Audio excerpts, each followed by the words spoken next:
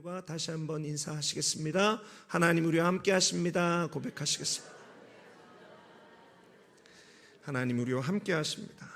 하나님께서 우리와 함께 하시는 분명한 증거가 우리들의 삶 속에 충만함을 믿으시기 바랍니다. 하나님께서 우리 한 사람 한 사람을 담대하게 하십니다. 강하고 담대한 마음 가지고 용기를 가지고 하나님의 뜻을 이루어 나가는 저와 여러분 되시기를 바랍니다. 우리는 하나님의 놀라운 구원을 받은 사람들입니다. 예수 그리스도를 믿음으로 말미암아 구원받게 되었습니다. 아무 공로 없던 우리를 그 사랑하신 그 십자가의 놀라운 사랑이 우리를 묶고 있던 죄와 저주의 사슬을 끊고 우리에게 놀라운 생명을 주셨습니다. 그래서 우리 한 사람 한 사람은 하나님의 복된 자녀가 되었습니다. 그렇다면 우리가 믿어서 의롭게 된 것이 어떻게 실질적으로 증명될 수 있습니까? 바로 변화입니다. 마음으로 진실하게 믿으면 변화됩니다. 분명 이전과 다른 사람이 되는 것이죠. 그럼 예수 그리스도를 통해서 하나님의 자녀로 변화된 것은 무엇을 통해서 알 수 있습니까? 그 변화가 무엇을 통해서 증명되게 됩니까? 교회에서 장로 직분, 권사 직분, 안수집사 직분 받았다고 그것이 변화의 증거가 될까요? 아니면 내 입술로 나는 하나님의 자녀입니다. 나는 하나님의 자녀입니다. 반복하고 수없이 이야기하면 그것으로 내가 하나님의 자녀가 되었다는 증명이 될까요? 아니면 내가 교회에서 발급하는 성도의 증명서를 갖고 있으면 내가 하나님의 자녀가 되었다는 증거가 될까요? 성경은 그렇게 말하고 있지 않습니다. 내가 변화되었다라고 하는 것, 내가 하나님의 자녀가 되었다라고 하는 것, 바로 우리의 행함을 통해서 증명된다라고 성경은 말하고 있지요. 이 행함은 가장된 행동이 아닙니다. 삶에서 자연스럽게 배어나오는 예수님의 십자가 은혜를 경험하고 변화된 하나님의 사람으로 자연스럽게 흘러나오는 예수 그리스도를 닮은 삶의 한 조각 한 조각의 모습인 것이죠. 그를 통해서 우리가 하나님의 자녀 되었다라고 하는 것이 증명되는 것입니다. 예수님께서 산상수훈을 통해서 이렇게 말씀하셨습니다. 마태복음 7장 21절 말씀입니다. 나더러 주여 주여 하는 자마다 다 천국에 들어갈 것이 아니요 다만 하늘에 계신 내 아버지의 뜻대로 행하는 자라야 들어가리라. 미국에 살다 보니까 이 말씀이 다른 의미로 깊게 다가옵니다. 기독교 문화권이다 보니까 입술로만 주의 이름을 부르는 경우도 많고 주의 이름을 찾는 사람도 많습니다. 감탄사에서도 가시를 찾고 감탄사에서도 지저스를 부르고 있습니다. 그러나 그뿐이지요. 유명한 이야기겠습니다. 한 무신론자가 있었는데 여러분 실제로 있었던 일입니다. 그 무신론자가 하나님이 없으니 공공기관에서 기도하는 것을 금하는 것을 가지고 법정에 소송을 냈습니다. 그리고 그 소송에서 그 무신론자가 이겼습니다. 무신론자가 이겨서 그 소송에서 이제 당신이 이겼습니다. 판결을 땅땅땅 내리는데 그 사람이 어떻게 이야기했을까요? 오 마이 갓. 무신론자로 소송을 이겼는데 그 입술 가운데 오 마이 갓, 나의 하나님을 찾더라라는 것입니다. 여러분 이런 삶들은 어떠할까요? 여러분 그 삶에는 하나님 아버지의 뜻대로 행하는 열매가 전혀 없습니다. 입술로는 주여 주여 부르지만 그 입술로 주의 이름을 부르는 예수 그리스도를 믿어 의롭게 된 삶의 변화와 증거가 전혀 없는 것이죠. 여러분 그들은 구원받았을까요? 그들의 구원은 불투명한 것입니다. 그 구원에 대해서 확신이 들지 않는 것이죠. 예수님께서는 이렇게 입술로만 부르는 주여 주여 부르는 사람들에 대해서 한 걸음 더 나아가 이렇게 말씀하십니다. 여전 마태복음 7장 22절과 23절에 있는 말씀입니다. 그날에 많은 사람이 나더러 이르되 주여 주여 우리가 주의 이름으로 선지자 노릇을 하며 주의 이름으로 귀신을 쫓아내며 주의 이름으로 많은 권능을 행하지 아니하였나이까 하리니 그때 내가 그들에게 밝히 말하되 내가 너희를 도무지 알지 못하니 불법을 행하는 자들아 내게서 떠나가라 하리라. 주여 주여 부르면서 주의 이름으로 선지자 노릇을 하는 사람이 있습니다. 저처럼 말씀을 전하는 사람이겠죠. 저처럼 공식적인 자리에서 말씀을 전하든 아니면 개인적이고 비공식 자리에서 전하든 상관없습니다. 하나님께 받은 말씀을 전한다라고 하는 사람입니다. 또 이런 사람도 있죠. 주의 이름으로 그 이름을 부르면서 귀신을 쫓아내는 사람들입니다. 또 어떤 사람은 주의 이름으로 많은 권능을 행합니다. 그러나 그뿐입니다. 놀라운 기적이 그 삶 속에 나타나지만 그 삶에 예수님을 따르는 열매가 없습니다. 그러니 예수님의 이름이 높아지는 것이 아니고 자기 자신의 능력이 자랑됩니다. 이런 사람들은 그 기초를 예수님께 둔 것이 아니고 그 기초를 기적에 두고 살아갑니다. 또 자기 스스로에 두고 살아갑니다. 그렇기 때문에 이들의 삶은 모래 위에 지은 집 같아서 쉽게 무너져 내리는 것이죠. 이렇게 마음으로 예수님을 믿는 것, 그리고 예수님을 믿어 우리들의 삶에 나타나는 진실한 변화와 삶의 열매, 그리고 그로 인해서 자연스럽게 행하여지는 하나님 나라, 하나님의 사람에 속한 그와 같은 삶의 열매들은 너무나 중요합니다. 그렇다면 우리가 왜 행해야 하는가? 우리들의 삶에 왜 이 행함의 열매를 맺어야 하는가? 오늘 주님 주신 말씀 속에서 그 놀라운 우리가 지켜 행해야 될 이유를 발견하게 됩니다. 오늘 말씀의 제목이 무엇인가? 지켜 행할 이유입니다. 이것은 한편 우리들의 삶에 주신 복이라고도 할 수 있겠죠. 5절 말씀부터 함께 보시겠습니다. 신명기 4장 5절 말씀 다시 한번 읽어볼까요? 내가 나의 하나님 야훼께서 명령하신 대로 규례와 법도를 너희에게 가르쳤나니 이는 너희가 들어가서 기업으로 차지할 땅에서 그대로 행하게 하려 함인즉.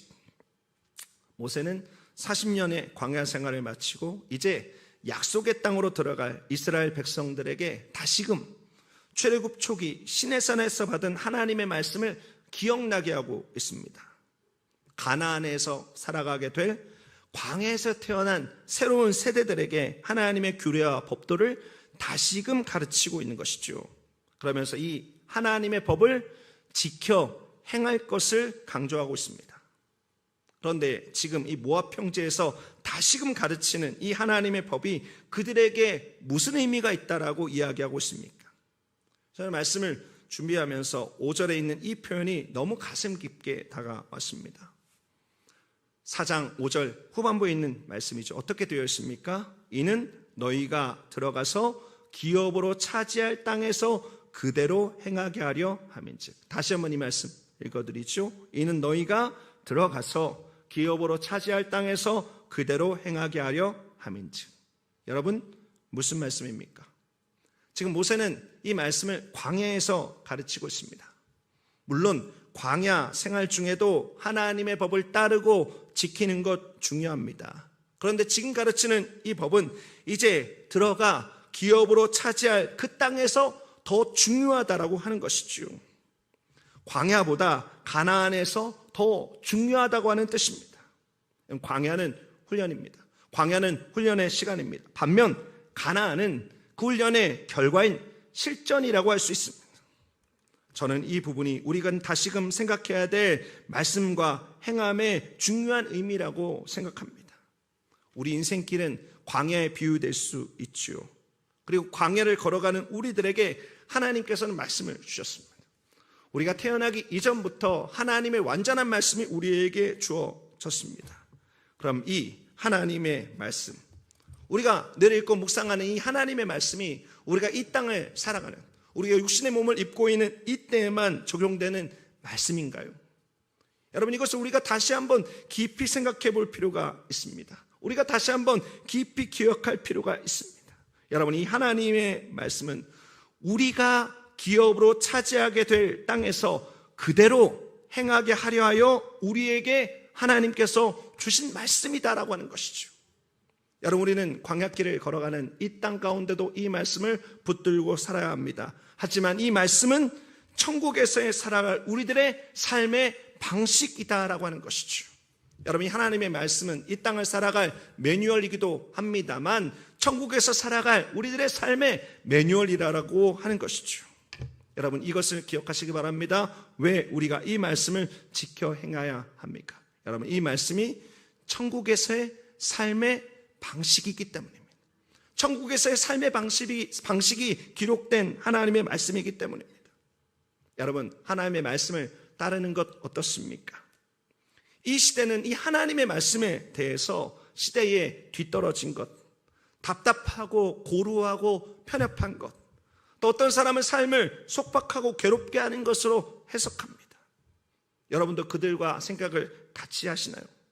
사랑하는 성도 여러분, 이것을 꼭 명심하십시오. 다시 한번 말씀드립니다. 이 말씀은 이 땅에서만 필요한 것이 아닙니다. 이 땅은 우리가 살아갈 천국의 삶을 훈련하는 시간입니다. 그리고 이 말씀에 기록된 대로 우리는 천국에서 살아가게 될 것입니다. 여러분, 천국은 어떤 곳입니까? 여러분, 천국은 영원토록 하나님을 높이는 예배의 공동체입니다. 여러분, 천국은 어떤 곳입니까? 우리의 하나님 아버지를 사랑하고 함께 거하는 모든 사람들을 섬기고 사랑하는 사랑의 공동체입니다. 여러분, 천국은 어떤 곳입니까? 하나님과 끊임없이 사귐을 갖는 곳입니다. 끊임없이 대화하는 기도의 공동체입니다. 여러분, 천국은 어떤 곳입니까? 모든 마음과 염려와 근심과 억울함을 맡기고 쉼을 누리는 안식과 평안의 공동체입니다. 여러분, 그 말씀이, 그 천국의 삶이 기록되어져 있고 오늘 우리가 이 말씀대로 살아갈 것을 주님께서 말씀하고 계신 것입니다. 평생에 하나님을 높이는 삶, 평생에 서로 사랑하는 삶, 평생에 서로 무례하지 않고 섬기는 삶, 평생에 쉬지 않고 하나님과 대화하는 기도의 삶, 평생에 하나님께 모든 것을 맡기고 두려움 없이 담대하게 살아가는 신뢰하는 용사의 삶, 그것을 주님께서 우리들에게 명령하고 계신 것입니다. 여러분, 어떻습니까? 성경에서 말하고 계신 이 천국 백성의 삶에 대해서 여러분들 어떤 느낌을 갖고 계십니까? 여러분, 이것이 여러분들에게 기쁨으로 다가오나요? 아니면 세상 사람들처럼 이 말씀대로는 도저히 살지 못하겠다 고개가 절레절레 되십니까? 여러분, 혹 여러분의 마음속에 세상에 있는 사람들과 똑같은 사고방식을 갖고 계시다면 이 시간 이후로 다시금 생각하게 되시기를 예수 그리스도의 이름으로 축원드립니다. 여러분, 제가 말씀드린 것이 천국에서의 삶의 방식입니다. 천국은 영원히 예배, 영원히 사랑, 영원히 커뮤니케이션, 기도, 그리고 쉼과 안식을 누리는 곳입니다. 여러분, 말씀을 지켜 행함으로 그 시간을 훈련케 되시기를 예수 그리스도의 이름으로 축원드립니다.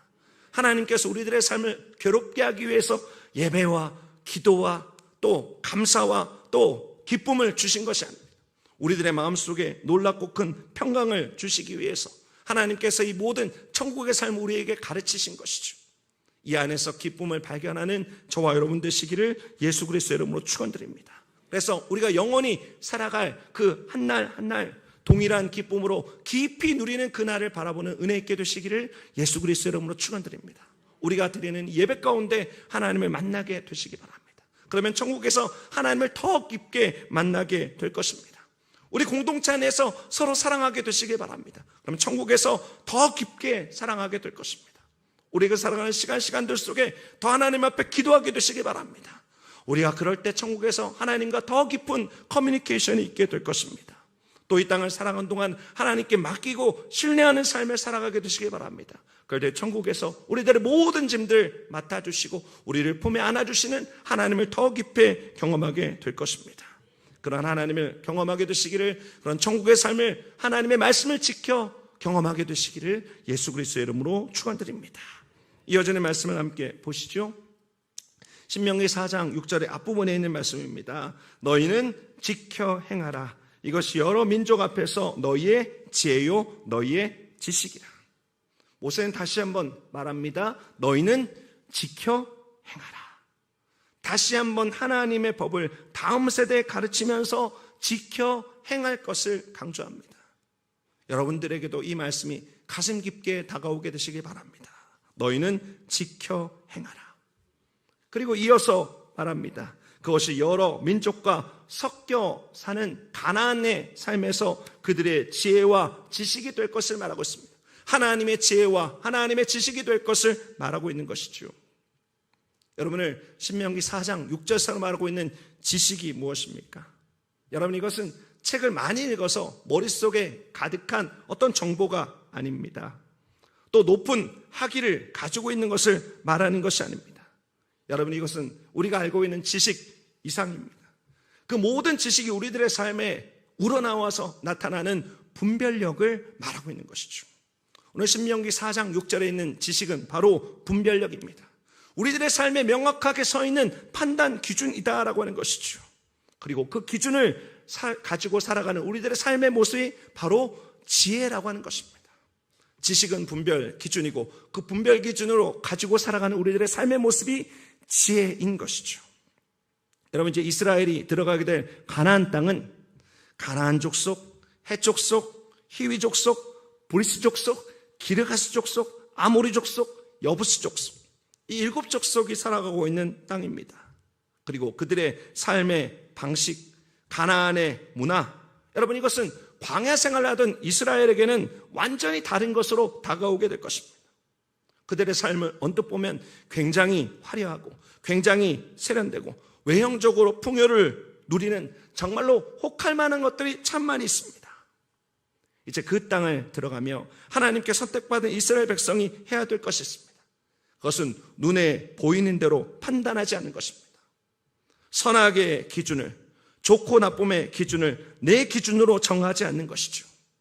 하나님의 말씀을 지키고 행하는 것을 통해서 분별의 기준으로 삼고 그것이 지혜가 되어서 나의 살아갈 삶의 방식이 되는 것이 그들에게 꼭 필요한 일이었습니다.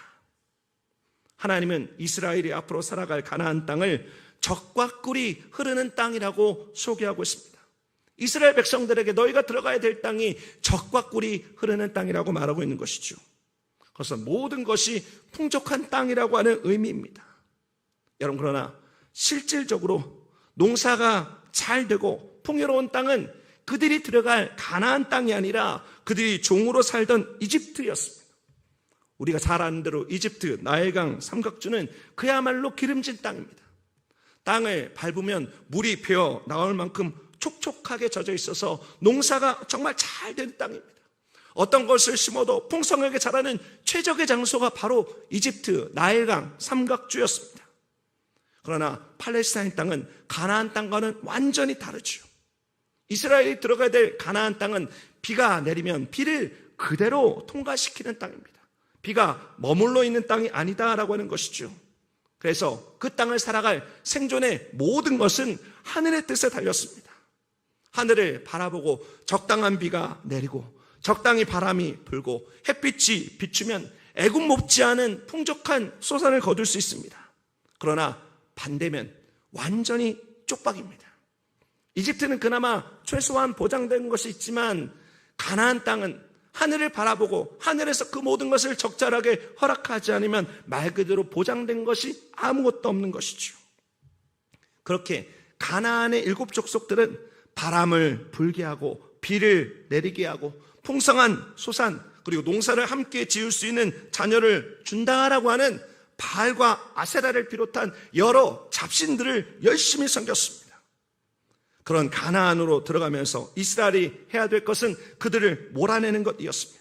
그리고 그 땅의 사람들처럼 사는 것이 아니고 하나님의 말씀을 기준 삼아서 그 말씀이 지시하는 길로 행하고 그것을 지켜 행하는 삶을 살아야 했던 것이죠. 그러나 우리가 알고 있는 대로 그들은 가나안의 7 족속들을 완전히 몰아내지 못했습니다. 그리고 하나님이 광야에서 주신 말씀도 선명하게 세워진 분별의 기준도 삶을 살아가는 지혜도 다 잊어버리고 말았습니다. 그들은 가나안 문화에 완전히 동화되어서 가나안 족속들이 섬기는 우상들을 섬기고 그들도 바알과 아세라를 비롯한 여러 잡신들을 의지하며 살았습니다. 그리고 하나님의 백성과는 전혀 관계없는 삶을 살아가면서 서로 움켜쥐기 위해서 그들과 똑같이 서로를 죽이고 곤고한 날들을 이어갔습니다.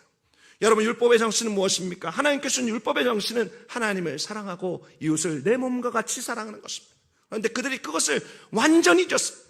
하나님께서 그들에게 세워준 분별의 기준, 지혜의 말씀인 그 모든 율법을 다 저버린 것이죠. 하나님께서는 계속해서 하나님의 사람들을 보내 경고했습니다. 그리고 다시금 돌아오게 될 날을 기다렸습니다. 하지만 그들은 결국 지켜 행하지 못하고 멸망의 길을 걷게 되었죠. 사랑하는 성도 여러분, 오늘 말씀과 이스라엘의 역사는 우리에게 중요한 것을 깨닫게 해주고 있습니다. 여러분, 그들이 버렸던 하나님의 말씀이 사실은 이 세상을 이기고 살아가게 하는 진정한 힘이었다라고 하는 것이죠. 하나님의 백성들을 살게 하는 하나님의 축복의 말씀이었다라고 하는 것입니다. 그들의 기준이고 지혜였던 하나님의 말씀. 사랑하는 성도 여러분, 우리가 왜 하나님의 말씀을 지키고 행해야 합니까? 이 두 번째 이유를 기억하시기 바랍니다. 여러분, 하나님의 말씀이 우리들에게 이 세상을 살아가게 하는 힘이 되기 때문입니다. 우리들의 분별과 우리들의 지혜의 분명한 기준이고 우리들의 삶의 방식을 이야기해 주는 하나님의 복된 말씀이기 때문입니다. 여러분도 F1이라고 하는 경기를 아실 것입니다. 국제 자동차 연맹 FIA라고 하는 이와 같은 단체가 주관하는 자동차 프로 레이싱 경기가 바로 F1입니다. 우리가 좀 관심이 덜하지만 세계 많은 사람들이 이 자동차 경기를 보면서 그야말로 열광합니다. 자동차가 달리는 굉음, 윙 하는 이 소리가 많은 사람들의 마음을 흥분하게 하는 소리라고 합니다. F1에서 뛰는 프로 자동차 선수들의 연봉은 그야말로 우리가 상상을 초월하는 어마어마한 금액입니다. 여러분, 그 경기에 사용되는 자동차는 어떻습니까? 여러분, F1에 출전하는 자동차는 그 차를 만드는 회사의 자존심입니다. 가장 최고의 기술력, 최첨단을 자랑하는 과학기술의 집약체가 F1에 출전하는 각 회사의 자동차입니다. 여러분, 차량 한 대가 수백억 원을 호가하는 그야말로 어마어마한 가격입니다. 그런데 정말 안 어울리게 이 F1 자동차 하부에 저렇게 나무 판자가 붙어 있습니다. 여러분, 혹시 아셨나요? 여러분, 어마어마한 가격의 자동차 밑에 붙어 있는 나무 판자, 왠지 안 어울리는 것 같습니다. 다른 사전도 한번 보여드리죠. 저렇게 나무 판자가 자동차 밑에 붙어 있습니다. 여러분, 왜 저 나무 판자가 붙어 있을까요? 여러 가지 이유가 있습니다. 하지만 아주 중요한 이유, 가장 중요한 이유는 바로 이것입니다. 여러분, F1의 자동차는 0.001초라도 줄이기 위해서 공기역학을 최대한 신경 써서 만들게 됩니다. 그래서 고속으로 달리면 달릴수록 공기가 자동차권의 힘 때문에 우리가 소위 말해서 비싼 자동차를 타면 어떻게 얘기합니까? 야, 이 자동차 달리면 달릴수록 쫙 깔려, 이런 얘기 하지요. 이 힘 때문에 이 차량들은 땅에 바짝 붙어서 공기를 헤치고 주행하게 되는 것입니다. 그런데 다운포스에 대한 규정이 없던 시절에 F1에 출전하는 회사와 선수들은 기록 단축을 위해서 저마다 차를 낮게 만들려고 노력했습니다. 그러던 어느 날 전설적인 레이서인 아일론 세나라고 하는 사람이 과도한 다운포스와 낮은 차체로 사망을 하게 됩니다. 그때부터 차량 하부에 우리가 방금 보았던 플랭코라고 불리는 아까 사진으로 본 10mm짜리 나무판을 모든 차에 붙이게 되어져 있습니다. 요즘은 강화 플라스틱으로도 만든다라고 합니다. 아무튼 모든 차량이 F1 경기가 끝나면 이 플랭코 나무판이 얼마나 마모됐는지, 얼마나 닳았는지에 따라서 규칙을 잘 지켰는지를 판단한다라고 합니다. 그래서 아무리 빨리 들어와도 규정보다 저 나무판이 많이 닳아있으면 기록이 인정되지 않는 것이죠. 사랑하는 성도 여러분, 우리들에게도 플랭코가 하나씩 붙어 있습니다. 나무판이 하나씩 붙어 있습니다. 바로 우리들의 분별과 지혜의 기준인 하나님의 말씀입니다. 이 땅을 살아가는 사람들은 마치 F1 자동차가 경기장을 질주하는 것처럼 미친 듯한 속도로 달려가고 있습니다. 그리고 때로 우리도 그들과 함께 같은 방법과 같은 속도로 이 세상을 살아갈 때가 있습니다. 그러나 우리는 플랭코가 붙어 있습니다. 이 세상 사람들이 없는 플랭코, 하나님의 말씀이 우리 가운데 붙어 있다라고 하는 것이죠. 이것을 붙이고 빠른 속도로 달려가는 세상 속에서 하나님의 말씀으로 우리들의 삶에 하나님의 법을 떠나는가 떠나지 않는가 늘 살펴보아야 되는 것입니다. 여러분, 이것이 귀찮다고 떼어버리고 세상 사람들과 똑같은 속도로 달면 어떻습니까? 잘 달리는 것 같습니다. 아무 이상이 없는 것 같습니다. 앞서가는 것 같습니다. 그러나 끔찍한 사고를 당한 F1 자동차처럼 결국 산산이 다 부서질 뿐입니다. 또 결승점을 통과한다고 하더라도 너무 빨리 달리다가 다 사라져버린 이 플랭코 때문에 하나님께 실격 판정을 받을 수도 있는 것이죠. 사랑하는 성도 여러분, 말씀을 지켜 행하게 되시길 바랍니다. 이 말씀이 우리들의 삶에 빠르게 지나가는, 그러나 이상한 방향으로 흘러가는 이 세상에서 우리의 분별의 기준이고 지혜임을 기억하는 저와 여러분 되시기를 예수 그리스도의 이름으로 축원드립니다. 하나님의 말씀이 이 세상을 바르게 살아가는 힘입니다. 그렇게 살아가는 저와 여러분 되시기를 예수 그리스도의 이름으로 축원드립니다. 마지막 남은 말씀을 보시겠습니다. 신명기 4장 6절 뒷부분에 있는 말씀입니다. 그들이 모든 규례를 듣고 이르기를 이 큰 나라 사람은 과연 지혜와 지식이 있는 백성이로다 하리라. 계속해서 모세는 광야를 거쳐서 가나안에 들어가는 이스라엘 백성들에게 말씀을 지켜 행할 이유를 말하고 있습니다. 하나님의 법에 지혜와 지식으로 살아가는 이스라엘 백성들이 이제는 주변 민족들에게 지혜와 지식 자체가 되는 삶을 말하고 있는 것이죠. 여러분, 이스라엘이 가나안 족속들과 똑같이 살아가는 것이 아니고 이스라엘 백성들이 하나님의 말씀을 가지고 살아가게 되면 하나님의 말씀을 지켜 행하는 모습을 보고 그를 통해서 나타나는 하나님의 하나님 되심을 보고 그 능력과 지혜가 그들의 말씀 속에 있구나.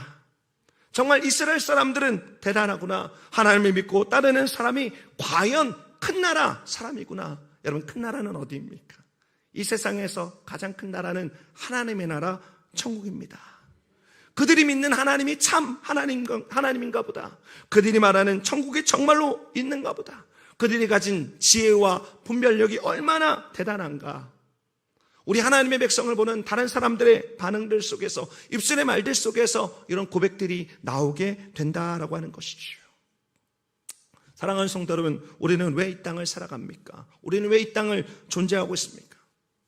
이사야 43장 21절 말씀입니다. 4321 이렇게 외우면 되겠습니다. 같이 한번 읽어보죠. 이 백성은 내가 나를 위하여 지었나니 나를 찬송하게 하려 함이니라. 고린도전서 10장 31절 말씀도 같이 읽어보겠습니다. 그런즉 너희는 먹든지 마시든지 무엇을 하든지 다 하나님의 영광을 위하여 하라. 여러분, 우리는 하나님의 영광을 위하여, 하나님을 높이기 위하여 창조되었습니다. 그리고 그런 우리들에게 하나님은 하늘의 놀라운 복을 더해 주십니다. 그런데 우리가 부르는 가장 최고의 찬송은 무엇일까요? 가장 세계에서 노래 잘하는 소프라노와 테너가 부르는 찬송이 가장 최고의 찬송일까요? 하나님께서는 물론 그런 찬송도 받으십니다. 하지만 우리가 부를 수 있는 가장 최고의 찬송, 우리가 드릴 수 있는 가장 아름다운 찬송은 바로 하나님의 법을 묵묵히 지켜 행하는 우리 한 사람 한 사람의 삶 자체입니다. 하나님께서 그 삶 자체를 가장 최고의 찬송으로 받으시는 것이죠. 그를 통해서 하나님의 영광을 이 땅 가운데 나타나시고 이 땅의 사람들에게 하나님의 살아계심을 드러내시는 것입니다. 우리가 하나님의 말씀을 지켜 행할 세 번째 이유가 바로 여기에 있습니다. 그것은 바로 우리 존재의 목적의 성취입니다. 하나님의 영광을 위한 우리 존재의 목적의 성취가 우리가 말씀을 지켜 행할 때 이 세상 가운데 나타나게 된다라고 하는 것이죠. 마태복음 5장 16절에 있는 말씀입니다. 이같이 너희 빛이 사람 앞에 비치게 하여 그들로 너희 착한 행실을 보고 하늘에 계신 너희 아버지께 영광을 돌리게 하라. 예수님은 우리를 소금과 빛이라고 하셨습니다. 그리고 소금과 빛으로 살아가는 우리들의 삶은 말씀을 지켜 행하는 이 땅의 착한 행실을 통해서 증명된다라고 주님께서 말씀하셨습니다.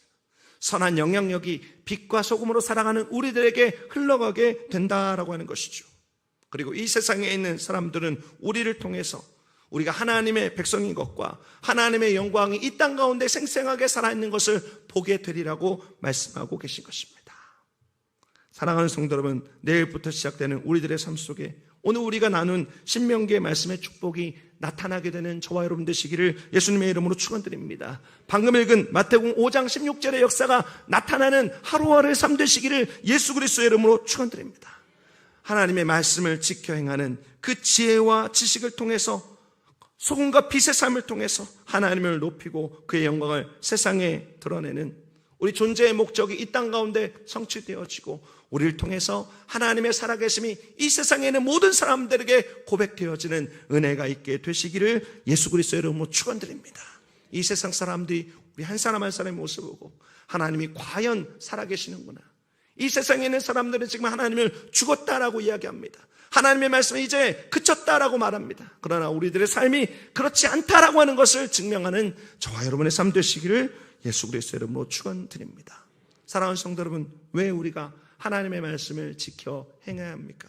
하나님의 말씀을 지켜 행해야 될 이 세 가지 이유를 반드시 기억하시기 바랍니다. 여러분, 하나님의 말씀은 이 땅에서의 끝나는 말씀이 아니라 천국에서의 삶의 방식이기 때문입니다. 우리는 이 말씀대로 천국에서 살아가게 될 것입니다. 이 땅은 천국에서 살아가는 삶의 연습입니다. 그래서 하나님의 말씀을 지켜 행함으로 훈련케 되시기 바랍니다. 왜 우리들 안에 하나님의 말씀을 지켜 행해야 됩니까? 여러분, 이 말씀이 이 세상을 살아가게 하는 힘이기 때문입니다. 이 말씀 속에 세상을 이기는 분별과 지혜가 있습니다. 여러분, F1 자동차 밑에 붙어있는 플랭크를 기억하십시오. 우리에게 나무판 하나가 이렇게 붙어 있습니다. 여러분, 이것이 없으면, 이것이 다 닳아서 없어졌으면 여러분, 그것이 바로 불법이 되는 것입니다. 여러분, 우리들의 삶을 늘 점검케 되시기 바랍니다. 마지막으로, 우리가 왜 하나님의 말씀을 지켜 행해야 합니까? 우리의 존재의 목적이 있기 때문입니다. 그걸 통해서 우리의 존재의 목적이 성취되기 때문입니다. 하나님의 영광이 나타나기 때문입니다. 그렇게 살아가는 저와 여러분 되시기를 예수님의 이름으로 축원드립니다. 기도하시겠습니다. 귀하신 하나님, 우리에게 말씀 주신 것 감사합니다. 이 말씀을 지켜 행할 이유를 알게 하신 것 감사합니다.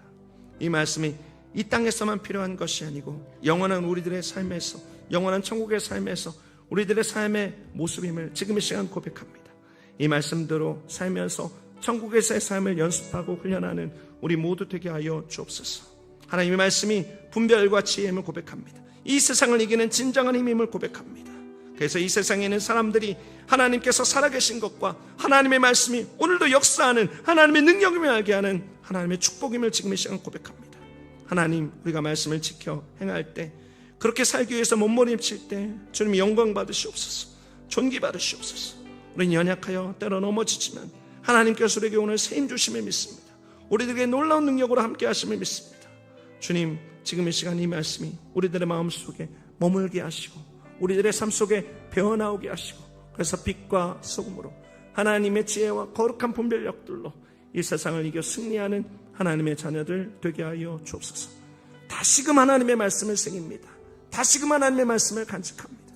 그리고 세상으로 나아가는 우리들에게 하나님의 놀랍고 큰 영광의 빛이 비추어지기를 소망합니다.